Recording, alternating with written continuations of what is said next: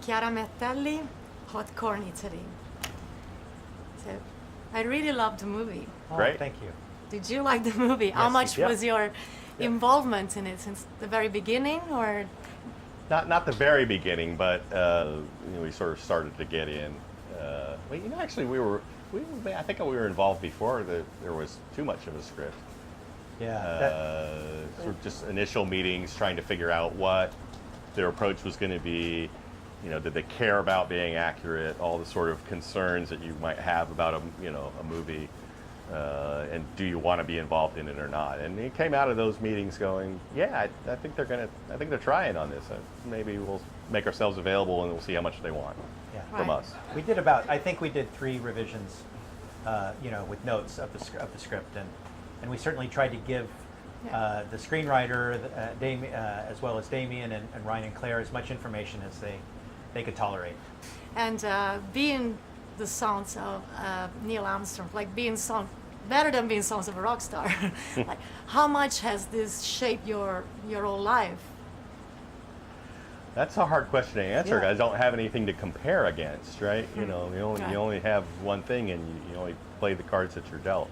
It certainly So- has had an effect, right? But our parents tried very hard for life after Apollo 11 to be the same as life before Apollo 11. They wanted us to be well grounded.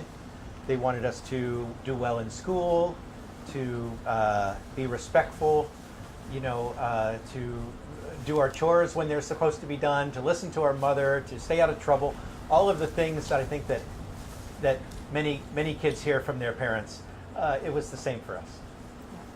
And well, there's one scene in the movie that I really, really loved, which is when your mother, Janet, Neil's wife, goes to see Neil in quarantine after he gets back from the moon.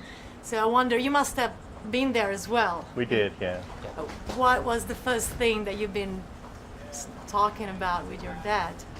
So before that scene in quarantine with the big glass divider, we went to Ellington Air Force Base and saw Dad. He was in an Airstream silver trailer with a little window and Mobile quarantine. Mobile quarantine, yeah.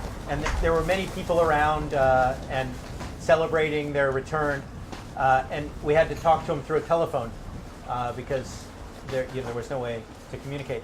So that was the first time that we saw him, and it was very exciting, right? It was they're home. We're very relieved, of course. But then we saw him again later in the quarantine facility, which is how the movie ends. He wanted to know what was going on at home. Am I cutting the grass like I'm supposed to be? Is Mark?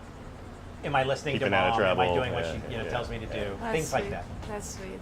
And there are many myths about your dad, Sure. But it's clear that he never really wanted to take advantage of his celebrity status. Right. And was he really that reclusive as a person?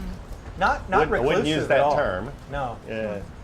He didn't want to take advantage of his celebrity. That's true.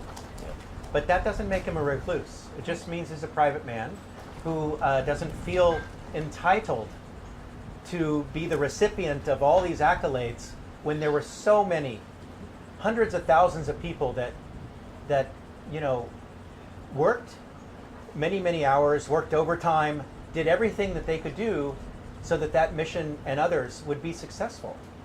So he knew that he owed his life to all of those other people because they did what it took for him to get home safely.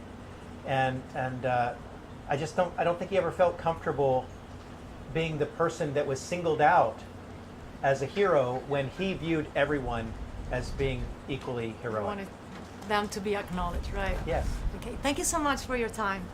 You're welcome. It's very nice meeting you. Thank you. Take care. I love your shirt. Oh, thank you.